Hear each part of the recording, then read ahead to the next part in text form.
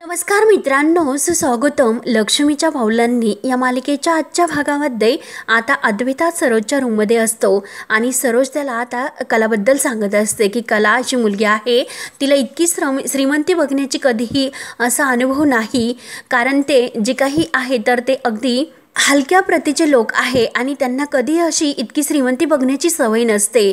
तेव्हा आता नैना या दोघांचं बोलणं चोरून ऐकत असते आणि ह्या प्रत्येक जे काही गरीब घरातील मुली आहे ना, त्यांना आता अशी प्रत्येक गोष्टीची हावतर असतेच आणि तुझ्याबरोबर जी लग्न करून मुलगी आलेली आहेत ना, तिला सुद्धा अशीच आता हवं असेल. दुर्दैवाने त्या मुलीची पावलं सुद्धा ही सरळ मार्गाची नाही. आपल्या सगळ्यांच्या डोळ्यामध्ये ही मुलगी धूळ फेकते. तेव्हा आता इतकं सगळं सांगून आता लगेच अद्वैत काही सरोजवर विश्वास ठेवत नाही.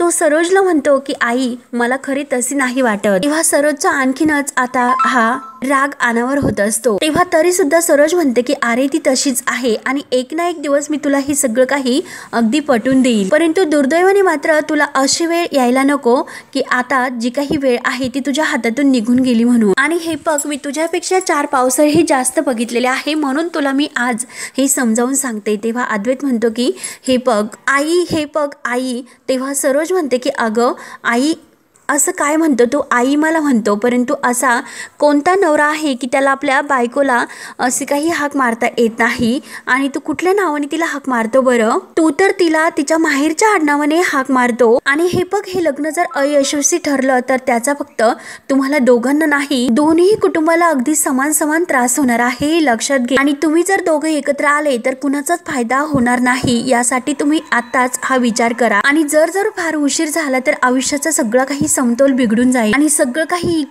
वेगाने कोसळून पडेल की सगळं काही उभं करताना परत अगदी वेळ लागेल. मला एक गोष्ट सांग बरं, तुम्ही दोघं एकमेकांना किती ओळखतात आणि त्या मुलीवर तुझा किती विश्वास आहे ते? तेव्हा अद्वैत मात्र शांत असतो. तर सरोज म्हणते की अरे बोल ना, मला काहीतरी असं सांग, म्हणजे मला नक्की तुमच्या दोघांमध्ये काय असं आहे ते समजेल. बरं ओके, मी तुला अजून सोपं करून विचारते. बरं मला एक गोष्ट सांग की तुझ्यासाठी ती मुलगी ज्या ज्या काही गोष्टी करते आणि त्या समजा जर कोणी केल्या तर तुला काही फरक पडणार आहेस का? म्हणजे हे बघ, तुझा ब्रेकफास्ट म्हण, तुझे इस्त्रीचे कपडे म्हण, तुझी कॉफी म्हण आणि तुझं पाणी, हे पाणी घे. म्हणून सरोज आता पाण्याचा ग्लास त्याच्या हातात देते आणि हे बघ, म्हणजे मला तुला असं सांगायचं आहे, तुझ्या सगळ्या काही गोष्टी तुला वेळच्या वेळ देणे, हे सगळं तिने जर न करता दुसरं कोणी जरी केलं तर मग तुला काही फरक पडणार आहे का? त्यावर आता अद्वैत म्हणतो की आई, अगं मला हे कळत नाही की यावरती मी काय बोलू ते. तेव्हा मात्र आता सरोज म्हणते की अरे उत्तर दे, काही जरी सांगितलं तरी चालेल, फक्त एकदा बोल की तुझ्या मनात नक्की काय आहे. तेव्हा आता अद्वैत म्हणतो की हे बघ आई,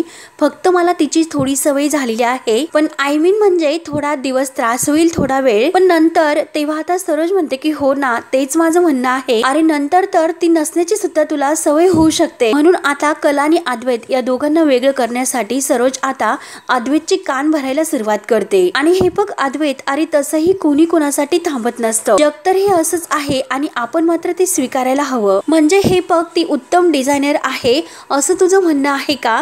तर आता नैना या दोघांचं सगळं काही बोलणं अगदी चोरून ऐकत असते आणि तिला मात्र हे सर्व ऐकून आता तर आनंदच होत असतो. तेव्हा अद्वैत म्हणतो की तसं काही नाही, परंतु आता सरोज म्हणते की हे बघ, ती असेल एक उत्तम डिझायनर, परंतु असं होत नाही ना की जगात तिच्यापेक्षा चांगली डिझायनर नाही मिळू शकत, दुसरी सुद्धा एक चांगली डिझायनर आपल्याला मिळू शकते. माझं असं म्हणणं आहे की हे बघ, तिने आपल्या ऑफिसमध्ये एक डिझायनर म्हणून काम करावं, त्याला माझी काही हरकत नाही, म्हणून तिने लगेच बायको असावं असा त्याचा अर्थ नाही होत. तेव्हा मात्र आता सरोज इतकं टेन्शन मध्ये येते, इतकं समजावून सुद्धा अद्वैत शांत असतो. तेव्हा लगेच ती पुन्हा आता खाली बसते आणि अद्वैतला म्हणते की हे बघ, मला माहिती आहे की तू सध्या कोणत्या विचारात असशील आणि तू तिच्यासाठी काही गोष्टी केल्या सुद्धा आणि तिने सुद्धा तुझ्यासाठी काहीतरी केलेलं आहे, परंतु याला मात्र माणुसकी म्हणतात. तुमच्यामध्ये असा प्रेमाचा संबंध कुठेही नाही. अरे तिला तर स्वतःची जागा निर्माण करायची आहे, म्हणून ती हे सर्व करते. तेव्हा आता नैना मात्र हे सर्व ऐकून अगदी खुश होते. अरे परंतु तुझं तसं नाही, तुझी तर ऑलरेडी स्वतःची जागा या घरात आहेच, परंतु अरे मी हे कसं मान्य करू की तिसरीच कोणीतरी व्यक्ती येते आणि तुझ्यावर हक्क गाजवते. तेव्हा आता सरोज मुद्दाम डोळे भरून आणण्याचं नाटक करते. नैना तर मात्र हे सर्व ऐकून अगदी खुश होत असते, कारण जे काही तिच्या मनात असतं तर ते आता सरोज पूर्णपणे आता अद्वैतला बोलून दाखवत असते. असं नाही ना होत असं सरोज रडून म्हणते. तर अद्वैत लगेच सरोजकडे पाहतो आणि परत तिच्याजवळ खाली बसतो आणि तो आता आईला म्हणतो की शांत हो. तर सरोज रडत म्हणते की हे बघ अद्वैत, अरे तू म्हणजे माझा मुलगा माझ्यापासून दूर होतोय. अरे माझ्या नवऱ्यामागे फक्त माझा हक्क तुझ्यावर आहे, तूच माझा आहेस म्हणून. आणि ती मुलगी आपल्या दोघांमध्ये फूट पाडण्याचा प्रयत्न करते. तूच सांग अद्वैत, अरे हे सर्व मी कसं सहन करू. म्हणून आता ती खूप रडत असते. तेव्हा आता आईला रडताना बघून अद्वैतला वाईट वाटतं. तो आईला म्हणतो की आई तू शांत हो, तू रडू नकोस, म्हणून तो आईला मिठीत घेतो. तेव्हा आता सरोज ही अगदी अद्वैतच्या मिठीत येऊन अगदी रडत असते. ती मुलगी माझ्याच घरामध्ये आली आणि माझ्याच घरापासून माझ्या मुलाला तोडते, त्यामुळे आता मला हे नाही सहन होऊ शकत अद्वैत, मी तिचा हात नाही धरू शकत. तेव्हा मात्र आता अद्वैत म्हणतो की आई तू शांत हो बरं. तेव्हा मात्र आता नैना हे सर्व ऐकून म्हणते की हो म्हणजे हे सुरू आहे. तर आता मात्र सरोज मामीचं पारड हे अगदी जड झालं पाहिजे, त्याकरिता मात्र माझ्याकडून सुद्धा मी काहीतरी करायला हवं. तर तेव्हा आता अद्वैत हा रूम मध्ये येतो आणि सारखा तो आता सरोजच्या बोलण्याचा एकसारखा विचार करतो. तुम्ही केवळ आबांच्या शब्दाखातीर लग्न केले, परंतु तुमच्या दोघात मला एकही असं नवरा बायकोचं कोणतंही नातं निभावताना नाही दिसत. चांदेकरांकडे सगळं काही आहे, परंतु संसार न टिकण्याचा इतिहास आहे, या प्रत्येक शब्दाचा आता अद्वैत विचार करतो. आणि ती मुलगी आपल्या घरासाठी योग्य नाही, ज्या मुलीसाठी तू इतकं काही करतो ना, तुला असं वाटतं की जणू काही घडलेलेच नाही असं. तेव्हा मात्र आता अद्वैतला जेव्हा त्याने सर्वांसमोर खरेची बाजू घेतलेली असते कलाची, ते सर्व क्षण आठवतात. आणि सरोज सुद्धा आता जे काही अगदी रडत असते ते क्षणाची आता त्याला आठवण होते. सगळ्याच गोष्टीचा तो आता विचार करतो. अद्वैतला आता हे कळत नसतं की नक्की मी कुणाच्या बाजूने बोलू आणि नक्की योग्य कोण आहे ते. आईचा विचार करू तर आईचं खरेचं मन दुखेल, आणि जर मी खऱ्याचा विचार केला तर आईच्या मनाला ठेच पोहोचेल. म्हणून आता तो सारखा एका गोष्टीचा विचार करत बसलेला असतो. कला मात्र आता झोपी गेलेली असते आणि अद्वैत तिच्याकडे सुद्धा पाहत असतो. त्याला सारखं आता सरोजचं ते बोलणं आठवतं की ती मुलगी माझ्याच घरामध्ये येऊन माझ्या मुलाला माझ्यापासून तोडते. तेव्हा मात्र अद्वैत लगेच खाली झोपतो आणि सारखा तो विचार करून आता त्याचं डोकं सुद्धा आता दुखायला सुरुवात होते. त्याला झोप सुद्धा लागत नाही. तेव्हा तो पुन्हा उठून बसतो आणि कलाकडे एकटक बघत असतो. तेव्हा आता दुसऱ्या दिवशी सकाळी अद्वैत तयार होतो, पण तरी सुद्धा काम करता सारखे त्याला आता रात्रीच्या वेळेस सरोजचं बोलणं आठवतं. अरे हे लग्न जर अयशस्वी ठरलं तर मात्र त्याचा त्रास हा दोन्ही कुटुंबाला सारखाच होईल. आणि ती मुलगी मात्र माझ्याच घरामध्ये येऊन माझ्या मुलाला माझ्यापासून तोडण्याचा प्रयत्न करते, आणि मग नक्की मी काय करू, हे सगळं काही बोलणं आता अद्वैतला आठवत असतं. आणि तो विचार करतो की ऍक्च्युली खरे तशी मुलगी नाही, खरे वाईट सुद्धा नाही, परंतु काल मात्र आईची जी काही अवस्था आहे ते बघून मला सुद्धा त्रास झाला. आईचं हे रूप मी अगोदर कधीही बघितलेलं नव्हतं. एकतर आईला माझ्या वागण्यामुळे खूप असा त्रास होतो, तिचं सगळं काही जग माझ्या भोवती आहे, परंतु एक मुलगा म्हणून मी या नात्याला न्याय नाही देऊ शकत. आणि खरे बरोबरचं जे काही नातं आहे ते सांभाळताना मात्र माझी जन्मापासूनची जी काही नाती आहे तर ती नाती माझ्यापासून दूर जायला नकोत. आणि आई मात्र मला जे काही सांगायचा प्रयत्न करते ते जर तसं असेल तर या सगळ्याचा विचार करून तो पूर्णपणे आता थकून गेलेला असतो. तर कला त्याच्यासाठी कॉफी घेऊन येते. अगदी प्रेमाने ती कॉफी अद्वैतला प्यायला देते. तेव्हा आता कला ही अद्वैत सोबत बोलायला जाते, परंतु अद्वैत लगेच उठतो. आपल्या हातात जी काही फाईल आहे ती फाईल उचलून तो पुन्हा आता बाजूला एका साईडला उभा राहतो आणि तो कलाकडे बघत सुद्धा नाही. तेव्हा कला मनात म्हणते अजून सुद्धा याचा राग गेलेला दिसत नाही माझ्या नवरोबाचा. आणि तसाही सगळ्या म्हणजे गोष्टीपेक्षा राग सुद्धा अगदी याचा परफेक्टच आहे. नक्की मी आता काय करू, म्हणून ती अद्वैतला शुक असं करते आणि परत त्याच्या जवळ येते आणि विचारते की चांदेकर, अरे कालच्या गोष्टीमुळे तू अजून सुद्धा चिडलेला आहेस का रे माझ्यावर. तेव्हा मात्र आता अद्वैत म्हणतो की हे बघ, मीटिंगचं तर तुझ्या लक्षात असेल, परंतु घरच्यांसोबत वेळ वाया घालू नको. उशीर झाला तर मग कारण आता मीटिंग आहे आणि घरच्या कामात काही असा वेळ वाया घालू नको. तेव्हा आता कला अद्वैतचं हे एकनिष्ठ बोलणं ऐकून खुश होते, म्हणजे हा नक्की खुश आहे असं तिला वाटतं. आणि ती लगेच मनातल्या मनात बघून अद्वैतकडे बघून हसते आणि बरं झालं असं म्हणून आणि ती आवरायला घेते. आणि जाताना मात्र आता ती अद्वैतला म्हणते की चांदेकर, अरे नाश्ता करण्यासाठी लवकर खाली ये बरं का, आज तुझ्या आवडीचा नाश्ता आहे, गरमागरम भाजणीचं थालीपीठ मी तुला बनवलेलं आहे, मी तुझं वाट पाहते. तेव्हा आता असं बोलून कला ही खाली निघून जाते. तेव्हा अद्वैत आता विचार करतो की इने जसं माझ्या आवडीचा ब्रेकफास्ट केलेला आहे तसेच रजनी काकी, अंजू आणि आई ह्या सुद्धा माझ्यासाठी करतातच, म्हणजे इनेच करायला पाहिजे असं काही नाही. त्यानंतर मात्र आता इकडे नैनाही रूम मध्ये येते आणि राहुलला सगळं काही सरोज बोललेल्याचा घडलेला प्रकार तो सांगते. तेव्हा आता राहुल या गोष्टीचा विचार करतो आणि नैनाला म्हणतो की नैना हे बघ, सरोज मामी जे काही करते आणि जे काही बोलते ते अगदी बरोबर बोलते. त्या मुलीची काही असे लेवलच नाही, ती सगळ्याच बाबतीत आता मिच मॅच आहे. त्यावर आता नैना म्हणते की हो ना, अरे नाहीतर काय, आणि आमच्या घरी सुद्धा त्या खरेची म्हणजे त्या कलाची माझ्या कोणत्याच बाबतीत तुलना नाही होऊ शकत. आणि इनफॅक्ट म्हणजे कला ही माझी बहीण आहे हे सांगायला सुद्धा मला लाज वाटते. अरे तेव्हा सुद्धा तिचं हेच होतं की सगळ्यांच्या पुढे पुढे करायचं, आणि आता या घरात आली तरी सुद्धा ती तेच करते. नाहीतर ती आता स्वतःला जरा जास्तच पुढे पुढे करते, त्यामुळे तिला टाळणं मात्र मला खूप असं कठीण होऊन बसतं. तरी राहुल, अरे तो अद्वैत आणि कला या दोघांकडे बघ ना, अरे ते दोघंही अजिबात एकमेकांना नाही शोभत, एकदम कम्प्लीट असे मिच मॅच आहे ते. त्यावर तर राहुल म्हणतो की अगं पण नाही ना, अद्वैत हा सरोज मामीला तर खूप असा मानतो आणि आता तर सरोज मामी ही अद्वैतचे डोळे उघडून देण्याचा सुद्धा प्रयत्न करते. मग आपण सुद्धा या गोष्टीला जरा धक्का द्यायला नको का? त्यामुळे आपल्याला मात्र ह्या गोष्टी या संधीचा फायदा घेऊन त्या दोघांमध्ये मात्र काही झाले तरी फूट पाडायलाच हवी. तेव्हा आता नैना तर लगेच खुशून म्हणते की ठरलंच, आता सरोज मॅडम जे जे करतील त्याला मात्र आपल्या परीने आपण हातभार लावायचा. म्हणून ती डन करण्यासाठी आता लगेच राहुल समोर हात करते. तर राहुल तिच्या हातामध्ये हात देतो आणि डन असे म्हणतो. त्यानंतर मात्र इकडे काजल आता सारखा सोहमचा विचार करते, कारण सोहम तिच्याशी व्यवस्थित वागत नाही, तो सरळ सरळ आपल्याला टाळतो हे तिच्या आता त्या दिवशीच्या प्रकारावरून लक्षात येते. कारण काजल ही गाडी समोर असते पण तरी सुद्धा सोहम तिच्याकडे काही न लक्ष देता तिने आवाज केलेला असतो, पण तरी सुद्धा तो काही न थांबता निघून जातो. मला मान्य आहे की मी त्याला अगदी तोडून बोलले, परंतु त्याने मात्र माझ्याशी असं वागायला हवं का? त्यामुळे आता काही झालं तरी मात्र आज सोहमला भेटायचं म्हणजे भेटायचं. तो माझ्याशी का मैत्री तोडत असेल? आणि खरं सांगू म्हणजे आपल्यासाठी त्याची मैत्री सुद्धा खूप आहे. आज मात्र मी त्याला भेटणार म्हणजे भेटणार. आणि त्यानंतर मात्र इकडे सोहमला अनामिकेचा कॉल येतो. तेव्हा अनामिका आता सोहमला भेटायला बोलावते आणि आज मात्र मला वेळ आहे, आता खूपच वेळ आहे, त्यामुळे माझ्या मनात असा विचार आला होता की तुला भेटावं म्हणून. तेव्हा सोहम म्हणतो की आज आणि आत्ता मला काही काम नाही, परंतु मला काही पेंटिंग अशा पूर्ण करायच्या होत्या आणि ते जरा प्रायोरिटीवर आहे. तेव्हा आता अनामिका म्हणते की वाव सो अजून सुद्धा पेंटिंग करतो. तेव्हा आता सोहम हसून हो असं म्हणतो. तेव्हा आता अनामिका म्हणते की हो कॅरी ऑन, आपण आज मात्र भेटायला नको. त्यावरती आता सोहम म्हणतो की बरं ओके चालेल आणि बाय टेक केअर असं बोलून तो आता फोन कट करतो. त्यानंतर मात्र आता काजलचा फोन आता सोहमला येतो, परंतु सोहम मात्र आता रागाने तो फोन काही उचलायला तयार नसतो.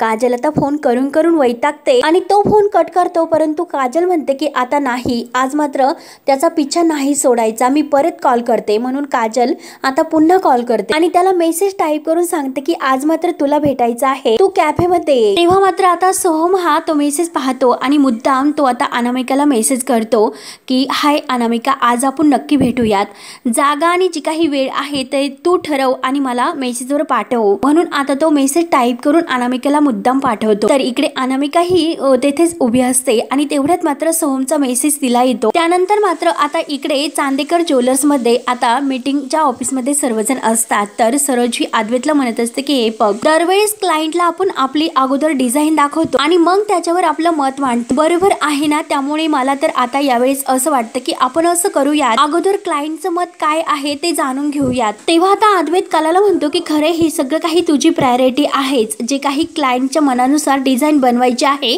ती फक्त तुला बनवायची आहे. तेव्हा कला लगेच अद्वैतचं बोलणं ऐकून तयार होते आणि हो असं म्हणून. आणि तेवढ्यात मात्र आता जो काही पिओन असतो तो एक टेबल घेऊन तेथे येत असतो. कला आणि जी काही प्रीती असते तर दोघी अशा बरोबर उठतात आणि दोघींच्या पायाला मात्र आता एकासोबत त्या घाईने गेल्यामुळे तो टेबल लागतो. तेव्हा आता जोरात दोघी आई असं ओरडतात. तेव्हा अद्वैत त्या दोघींना म्हणतो की तुम्हाला लागले तर नाही ना, मग तुम्ही दोघी जणी आता तिकडे जाऊन बसा. तेव्हा अद्वैत पुन्हा विचारतो की तुम्ही दोघी जणी कम्फर्टेबल तर आहात ना? तेव्हा आता कला आणि प्रीती दोघीही सोबतच म्हणतात की हो सर, आम्ही ठीक आहोत. तेव्हा आता अद्वैत म्हणतो की चला आता सुरुवात करूयात. आणि सर्व काही आता समजून झाल्यानंतर मात्र आता अद्वैत म्हणतो की चला आता येथेच थांबूयात. म्हणून आता राहुल आणि रोहिणी सुद्धा तेथेच असतात आणि सर्वजण आता काम आटोपल्यानंतर बाहेर जातात आणि कला सरोज तेथेच असते. तर अद्वैत सरोजला म्हणतो की हे बघ आई, मला तर असं वाटतं नवीन कलेक्शनचं अकाउंट आपण वेगळं हँडल करूया. त्यावर आता सरोज म्हणते की हो ना, तेच करायचं आहे. तेव्हा आता अद्वैत म्हणतो की आई, मी सगळं काही चेक केलं, बाकी सर्व काही ठीक आहे आणि तेच आपल्याला करायचं आहे. सगळं काही चेक केलं. तेव्हा सरोज मात्र आता अद्वैतकडे बघत असते. तर अद्वैत विचारतो की आई काय झालं, तुला माझं मत पटतं का? तेव्हा आता सरोज म्हणते की हो, आणि बिझनेसच्या डिसिजन बद्दल मला काही म्हणायचं नाही, मला जरा तुझं वैयक्तिक मत हवं होतं. म्हणजे हे बघ ना, आता इथे प्रीती पडली, मग तू तिला मदत केली, तू तिला मदत का केलीस बरं? तेव्हा आता सरोजचं ते बोलणं ऐकून अद्वैत म्हणतो की का, म्हणजे माणुसकीच्या नात्याने केली. तेव्हा आता सरोज म्हणते की हो बरोबर आहे, परंतु अरे तिच्या बरोबर ती दुसरी मुलगी सुद्धा पडली, मग तिला का मदत केलीस तू? म्हणजे बायको म्हणून मदत केली की एक माणुसकी म्हणून? ती मुलगी माझी बायको आहे आणि मी तिला मदत केलीच पाहिजे अशी भावना तुझ्या मनात आली होती का? का प्रीतीला तू माणुसकी म्हणून मदत केली तशी मदत तू केलीस का? जशी इतरांना करतो तू तशी मदत तू तिला केलीस का? त्यामुळे शांतपणाने तू एकदा विचार कर, तुझी उत्तर आहे ना ती तुझी तुलाच मिळतील. तेव्हा आता अद्वैत सरोजचं हे बोलणे ऐकून मनात विचार करतो की आई, मी माणुसकीच्या नात्याने प्रत्येकाला मदत करत असतो, परंतु खरे तर माझी बायको आहे म्हणून खास काही मी तिला मदत केली, पण अजिबात तसं काही नाही. त्यानंतर मात्र इकडे अनामिका आणि सोहम हे एका कॅफेमध्ये एकमेकांना भेटायला येतात. तर सोहम तिच्याकडे बघून अगदी खुश होऊन हसतो. तेव्हा आता लगेच अनामिका म्हणते की अरे ब्युटिफुल, जे काही पेंटिंग आता त्याने सोहमने तिला दाखवलेले असतात. तर अनामिका म्हणते की खरंच अरे खूप छान असे पेंटिंग तू बनवतो. तेव्हा आता सोहम म्हणतो की खरंच थँक्यू. तर अनामिका म्हणते की हो, टॅलेंटेड आहेस तू. आणि अनामिका त्याला म्हणते की मी तुला एक गोष्ट विचारू का, तू नात्यांना घेऊन खरंच खूप इमोशनल आहेत ना? तेव्हा आता सोहम म्हणतो की हो. तर लगेच अनामिका म्हणते की म्हणजे कसं, की आपल्या माणसांना जोडून ठेवणार त्या टाइप्स मधून, आणि तुझ्या पेंटिंग वरून हे सगळं काही कळतं. तेव्हा मात्र आता सोहम म्हणतो माणसं जोडून ठेवायला खूप असे आवडतात, आणि एकदा की माणसं समजली तेव्हा ती माणसं आपोआप आपली वाटायला लागतात, आणि नंतर मग ते नात्यात रूपांतर होतं. आणि एकदा की नातं हे अगदी त्या म्हणजे निर्माण झालं तर त्या नात्याचं फिलिंग्स मध्ये रूपांतर होतं, आणि त्या फिलिंग्स मधून आपोआप अशी पेंटिंग तयार होते. तेव्हा आता सोहमचं हे बोलणं ऐकून आता अनामिका खुश होते आणि वाव असं म्हणते, सोहम अरे तू खरंच कमाल आहेस, तुझे पेंटिंग सुद्धा आणि त्याहून तुझे विचार सुद्धा खरंच कमाल आहेस. म्हणून ती आता सोहमचं खूप असं कौतुक करते. तर सोहम खुश होऊन थँक्यू बोलतो आणि इम्प्रेस असं म्हणतो. तर लगेच अनामिका तर त्याच्या हातावर खुश होऊन इम्प्रेस असं बोलून हात ठेवते, परंतु सोहम थोडासा कावराबावरा होतो आणि तो लगेच आपला हात बाजूला काढून घेतो आणि तेवढ्यात वेटर कॉफी घेऊन येतो. तर सोहम आता मुद्दाम हा अनामिकाला म्हणतो की कॉफी. तेव्हा आता अनामिका म्हणते की खरंच अरे तू आहेस तसा आहेस. तर लगेच सोहम म्हणतो की अगं अनामिका तू तरी कुठे बदलली, तू सुद्धा आहे तशीच आहे. तेव्हा आता अनामिका म्हणते की हो ना सोहम, तुझं तर अगदी छान आहे, पेंटिंग करतो, घरच्यांचा सपोर्ट सुद्धा तुला आहे, त्यासाठी तुला खरंच असं सर्व काही अनुकूल आहे, परंतु तू खरंच लकी आहेस, कारण सगळ्यांना हे सर्व काही नसतं मिळत. खरंच सोहम तू खूप असा लकी आहे. आणि अनामिका थोडीशी अशी नाराज झाल्यासारखं असते आणि ती म्हणते की खरंच तुझं माझ्यासारखं नाही, खरंच सोहम तू खरंच लकी आहेस. आणि हे सर्व बोलत असताना अनामिकाने सोहमचा हात हातामध्ये धरलेला असतो, परंतु सोहम तरी सुद्धा आता थोडासा असा अनकम्फर्टेबल होतो आणि लगेच आपला हात मागे घेतो आणि तो अनामिकाला अगदी कावराबावरा होत म्हणतो की हो मी तसा लकी तर आहेस, परंतु अनामिका अगं तू स्वतःबद्दल असं का बोलतेस? तेव्हा मात्र आता अनामिका म्हणते की अरे बऱ्याच असे अडचणी आहेत घरच्याबद्दल, कारण आपण त्यासाठी निवांत वेळ काढून बोलूयात, आता नकोय. आणि सोहम नक्की मला खरंच तुझ्या बरोबर शेअर करण्यासाठी खूप काही आवडेल. तेव्हा आता अनामिका परत म्हणते की मग काय? तर सोहम म्हणतो की मग काय? अनामिका म्हणते की अरे बाकी सर्व काय चालले तुझे? तेव्हा आता सोहम म्हणतो की मी काय सांगू, तू सांग तुझं काय चाललं ते. तेव्हा अनामिका म्हणते की अरे मी का सांगू, तू सांग. आणि विचारते की तुझी गर्लफ्रेंड काय म्हणते. आणि तेव्हा मात्र आता काजल त्याला जे काही म्हणलेले असते की मला फक्त का सोहम तुला इतकंच सांगायचं आहे की आपण एक छान मित्र म्हणून राहू शकतो. आणि त्या क्षणाची त्याला आठवण होते आणि तो अनामिकाला म्हणतो की म्हणजे हे बघ, मला जर गर्लफ्रेंड असेल तर मग मी तुला काहीतरी सांगू शकतो. तेव्हा आता अनामिका म्हणते की हे बघ, तुला आणि गर्लफ्रेंड नाही असं कधीही नाही होऊ शकत. तेव्हा आता सोहम म्हणतो की बरं तू सांग मला की तुझा कोणी बॉयफ्रेंड आहे किंवा नाही, तुझा सुद्धा स्पेशल असा बॉयफ्रेंड असेल. तर अनामिका म्हणते अरे सोहम मला खरंच बॉयफ्रेंड वगैरे काही नाही.